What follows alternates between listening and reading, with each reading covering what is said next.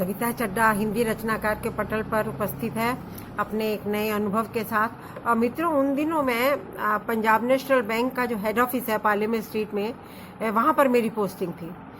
तो वहाँ से बिल्कुल आकाशवाणी का और दूरदर्शन का ऑफिस बिल्कुल पास ही था।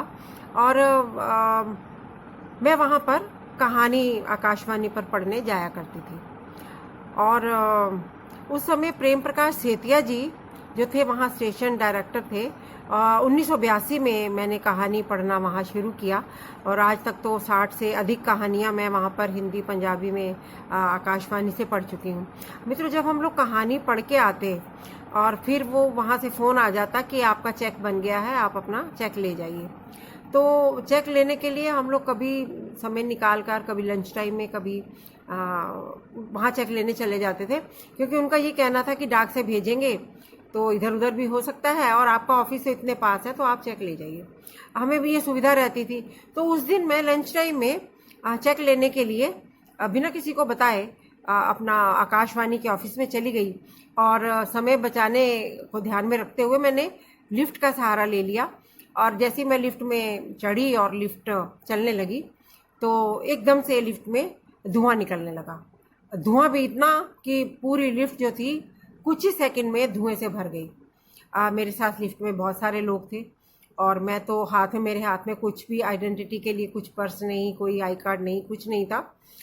और मित्रों, मैं आपको ये बताना चाहती हूँ, उसी पल मेरे मन में अनेक अनेक विचार आ गए कि अगर आज यहाँ से आग लग जाती है या धुएं में दम घुट के मुझे कुछ हो जाता है तो मेरे घर में, मेरे बैंक में किसी को बिल्कुल कुछ पता नहीं चलेगा कि मैं कहाँ हूँ।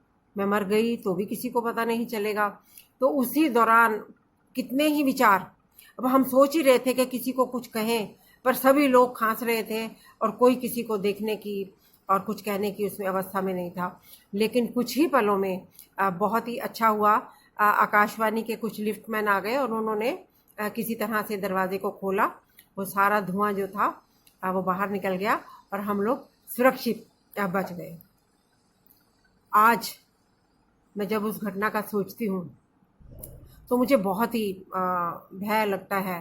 बस यही डर कि अगर उस दिन कुछ हो जाता तो मेरे घर परिवार के लोग मेरे बारे में कुछ भी सोच सकते थे। किसी को पता भी नहीं चलता कि मैं किस बुरी हालत में दिवंगत हो गई हूँ। बस मित्रों, मेरा यही कहना है कि हम कहीं भी 2 मिनट के लिए भी कहीं जाएं तो हमें अपने परिवार को, किसी ना किसी को सूचना अवश्य दे देनी चाहिए, क्योंकि समय और परिस्थिति का बिल्कुल पता नहीं चलता कब क्या घटित हो सकता है। तो पता नहीं मित्रों, ये जो मेरा लिफ्ट का जो धुआंधार अनुभव रहा, यह आपको कहीं छोटी सी आशा की किरण भी दे सका तो मुझे बहुत अच्छा लगेगा। और मुझे आशा है आप मुझे इस अनुभव के बारे में भी बताएंगे।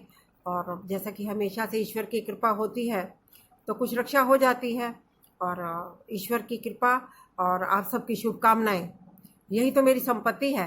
बस इस संपत्ति से मुझे वंचित मत कीजिएगा। बहुत बहुत शुक्रिया, बहुत धन्यवाद।